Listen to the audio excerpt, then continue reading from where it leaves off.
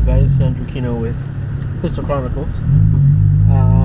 So what's today? Today is June 4th, 2016, and we are making a post on the school shooting that happened at UCLA. And I know it's a couple days after the fact, but I want to let the dust settle before I make some decisions on what I think is potentially going to happen to the state weapons laws, and see how this shooting is going to influence them after the fact.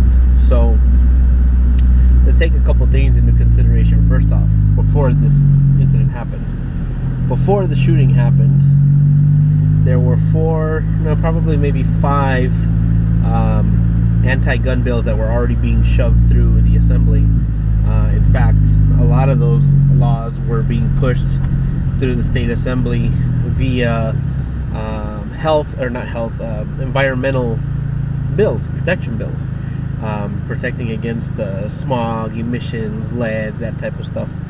But really, deep down and underneath all that stuff that was gutted was anti-gun regulation. Basically the gutting of the Second Amendment as we know it, barely, if at all, in California. And that's something to take into consideration prior to the shooting happening, because you already know that Democrats will utilize a massacre to shove any legislation that can be possible, as they did in New York, as they did after Newtown, as the president tried to do so many different times and failed. Thank God, because there's a Constitution. And the Heller decision helps out a lot. Not enough, but it helps out a lot. So let's part that up for a second. Let's hold that thought for the interim. Then we have the shooting that happened, I think it was either the 1st or the 2nd of this month. The shooting at UCLA, in which a guy, and his name is irrelevant, I don't give a shit, he's dead, or hopefully he's dead, and he drove from Minnesota, if I understood correctly, to shoot a professor and some other people that he had on a list, with a weapon that he legally purchased, and had outright malice aforethought and had a plan to do what he was going to do. So let's hold on to that for a second too, and realize that there was no laws that were going to prevent this shooting. None. The guy purchased the weapon out of the state, would have never affected California DOJ. He would have never been flagged in the system. And more importantly, you can't ask intent when somebody's purchasing a weapon. You can't ask them what their plans are to use this weapon for. Now, could you ask? Sure. Are they going to answer? No. Are they going to answer truthfully? No. And more importantly, who the fuck cares? We all know what weapons do. They fucking shoot bullets. That's what they do. Where those bullets land on their intended targets, that's a whole nother avenue. And that's why we have different laws to protect the citizens from the misuse of those weapons. Now, granted, California is going to be like, well, we could have protected him had we done ammunition background checks. No, you wouldn't have. Could have bought it somewhere else. They could have made the bullets themselves. You're not going to protect anybody. Like I said, the intent was already there, and he was going to do it no matter what. So that was a school shooting. We're not going to harp on that. These school shootings are coincidentally around major votes, and I'm just going to leave that where it is. I'm a little bit of a conspiracy theorist myself, so maybe that school shooting happened for a reason. And being that UCLA is a very popular campus, maybe it was done there for another reason. Who knows? I'm just speculating here. There's no fact to that. I'm just throwing it out there. And then lastly, the other part of it is that once the shooting happened, all of the assembly members voted to pass all those anti-gun regulations. So there was 4 major bills that were being passed, and if you look at my previous video about this, about a couple weeks ago, they passed them all. So now all those anti-gun bills are going to the Senate. So now all those are going to be voted on. There's no point in voting or calling our senators and things like that, because they're just going to pass it no matter what. We have a Democratic Senate, so there's no point. And Governor Brown isn't always the most pro-gun governor there can be. I mean, the fucker's backing Kamala Harris, so That's a big part in and of itself. Obviously, they've talked about different things that she's done as Attorney General to stop or to prohibit the ownership of firearms. More importantly, after being ordered by federal district court to remove the 10-day waiting period from the books, she didn't do it. She put an appeal in, and that appeal is still waiting to be heard.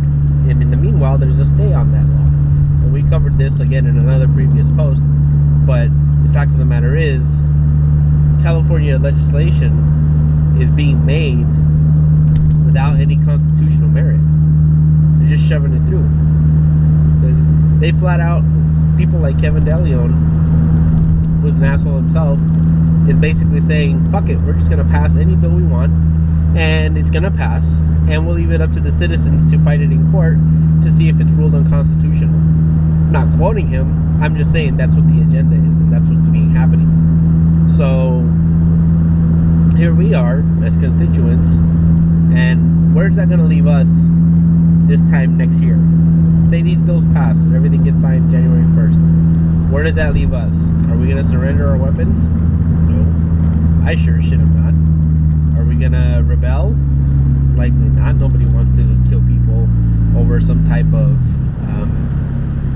indiscretions of a few politicians. Are we going to get help from outside sources like NRA and California Rifle Pit Association and all the other organizations that are trying to help this fight? Probably. We'll get some legal funding to help fight it in the courts, but trying to be as civil as possible.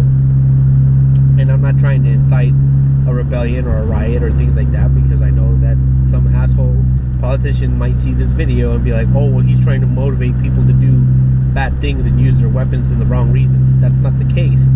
I'm just saying that if you guys keep shoveling this shit through, you're going to make your constituents the opposing party, the opponent, because you're putting them in a bad spot. You're putting them in a bad position. You're not giving them the opportunity to exercise their Second Amendment in the lawful way that it should be and was intended. So if they're going to remove the right to self-defense, if they're going to remove the right to weapons ownership, if they're going to remove the right to purchase ammunition, where does that leave us? Basically unarmed, basically with nothing else in our possession. And I, for one, am not going to stand for that. I will do whatever I need to do in the lawful manner, if that asterisk there, in a lawful manner, to make sure that my Second Amendment will continue. And it's mine, it's my Second Amendment, it's your Second Amendment. However you want to exercise it, that's up to you. But I'm going to do what I'm going to do to keep myself armed and full of munitions to keep it running. So this is just one California citizen, United States citizen at that, but California native, I guess, that is speaking out against Kevin DeLeon, Kamala Harris, Governor Jerry Brown, all those guys that really don't give a shit about what happens to us as weapons owners, and the fact that they're potentially going to make us felons should they pass these laws. But hey, that's them, and I'm me, so we'll see where this goes.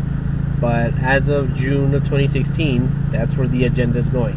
They want to make criminals out of every one of us that is already an owner of one of the types that they're trying to prohibit. So again, if you want to follow up with what those laws were or how they're intended, go ahead and check out my previous posts. But just wanted to make sure that I addressed this UCLA school shooting and the way the California legislature handled the response to that, instead of giving us the opportunity to defend ourselves, giving us the opportunity to be citizens and preserve our own liberty. They are stripping it, which is kind of counterproductive if you really think about it.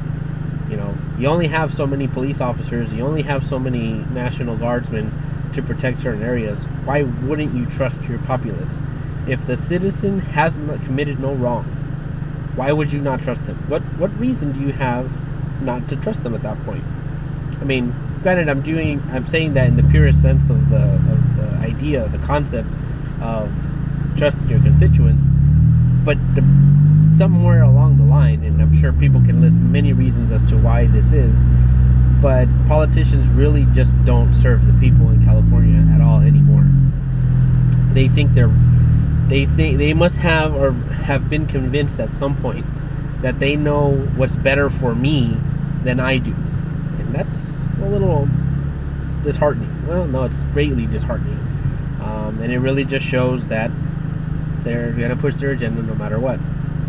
So anyways, that's just my rant for this month. I'll be doing a follow-up video, I'm sure, as things keep going.